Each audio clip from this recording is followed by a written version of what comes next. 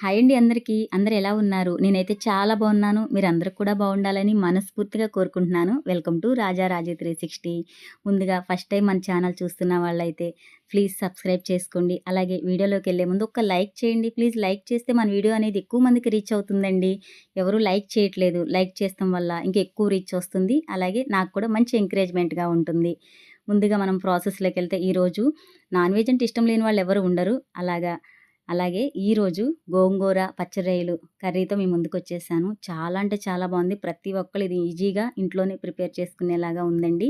నిజంగా ఎటువంటి మసాలాలు ఏమీ లేకుండా సింపుల్‌గా చాలా టేస్టీగా ఈ కర్రీని ప్రిపేర్ చేసుకోవచ్చు. ముందుగా దానికోసం ఒక 5 కట్టలు గోంగూర నీట్‌గా క్లీన్ చేసుకొని పక్కన పెట్టుకోవాలి. పొయ్యి మీద కళాయి పెట్టుకొని ఈ గోంగూర అంతా దాంట్లో పెట్టేసుకోవాలి. దాంట్లోనే ఒక పెద్ద సైజు 2 ఆనియన్స్, ఒక 5, 6 పచ్చిమిర్చి, ఒక 2 పెద్ద సైజు టమాటాలు కూడా వేసేసుకోవాలండి. దీన్ని ఒక 10 మినిట్స్ పాటు సిమ్‌లో పెట్టి మగ్గనివ్వాలి. మధ్యలో ఒకసారి మూత తీసుకొని కలుపుకోవాలండి. మనం ఫస్ట్ పెట్టేసుకున్నాం కాబట్టి ఒకసారి కింద నుంచి పైకి కలుపుకుంటం వల్ల గోంగూర అడుగు పట్టకుండా ఉంటుంది. దాంట్లో వాటర్ అంతా ఇంకేలాగా మగ్గపెట్టుకుంటే మనకి తొందరగా కూడా మ్యాష్ అవుతుందండి గోంగూర. మళ్ళీ మధ్య మధ్యలో ఒక్కసారి మనం తిప్పుకుంటూ ఉండాలి. చూడండి ఇలా మగ్గిపోయింది కదా! మొత్తం వాటర్ అంతా కూడా ఇంకిపోయినాయి. ఇప్పుడు ఇది పక్కన పెట్టి చల్లారి పెట్టుకోవాలి. దీన్ని మనం మిక్సీ పట్టి పెట్టుకోవాలండి. కొంచెం కచ్చాబిచ్చా పేస్ట్‌లా చేసుకోవాలి.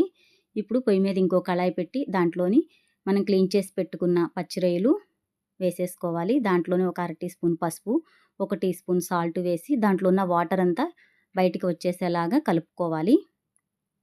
ఎందుకంటే కర్రీలు ఇలా డైరెక్ట్‌గా ఏస్తే ఫ్రాన్స్ అనేది కొంచెం స్మెల్ వస్తాయండి. నీసు స్మెల్. ఇలా మనం గనక చేసుకుంటే ఆ నీసు స్మెల్ ఉండదు. ఇంకోటి రొయ్య అనేది మనకి కసకసలాడకుండా ఉంటుందండి. ఈ చిట్కా ప్రతి ఒక్కరు పాటించండి. డైరెక్ట్ కర్రీలో అయితే వేయకుండా ఉండటం వల్ల మనకి రొయ్య అనేది సాఫ్ట్‌గా ఉంటుంది.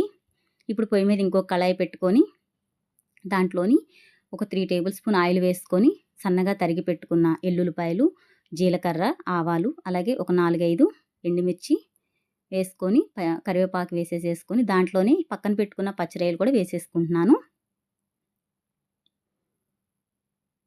ఇప్పుడు వీటిని మళ్ళీ కాసేపు వేగనివ్వాలండి. ఒక 5 నిమిషాల పాటు. దీంట్లోనే అల్లం వెల్లుల్లి పేస్ట్ కూడా వేసేసుకుంటున్నాను. ఒక స్పూనున్నర. ఇప్పుడు ఇది కూడా పచ్చివాసన పోయేదాకా వేయించుకోవాలి. ఇప్పుడు దీంట్లోనే మనం కర్రీకి సరిపడా కారం కూడా వేసేసుకుంటున్నామండి. ఎక్కువ తినేవాళ్ళు కొంచెం ఎక్కువ వేసుకోవచ్చు. నాన్ వెజ్ కాబట్టి మీడియంగా తినేవాళ్ళు ఒక 2 టేబుల్ స్పూన్ కారము, అలాగే గరం మసాలా కూడా వేసుకున్నాను. ఆ 2 కూడా కలిసేలాగా ఒకసారి కలిపేసుకుంటున్నాను. ఇప్పుడు దీంట్లోనే మనం మిక్సీ పట్టి పెట్టుకున్న గోంగూర కూడా వేసేసుకుంటున్నానండి. ఎక్కువగా కాకుండా మనం కొంచెం గ్రైండ్ చేసుకుంటే సరిపోతుంది. ఇదంతా ఒక్కసారి కలుపుకొని ఒక 5 నిమిషాల పాటు కొంచెం ఉడకనివ్వాలి. ఇప్పుడు దీంట్లోనే ఒక గ్లాస్ నీళ్ళు పోసుకుంటున్నానండి గ్రేవీకి సరిపడా. ఎందుకంటే ఇది మరీ థిక్‌గా ఉంది కాబట్టి కొంచెం వాటర్ పడుతుంది. సాల్ట్ అనేది నేను కర్రీలో ఎక్కడ వేయలేదండి. లాస్ట్‌లో ఫైనల్‌గా కర్రీకి సరిపడా సాల్ట్ వేసేసుకుంటున్నాను. ఇందాక మనం రొయ్యల్లో కొంచెం సాల్ట్ వేసాం కాబట్టి ఇక్కడ చూసి వేసుకోవాలి. అంతేనండి.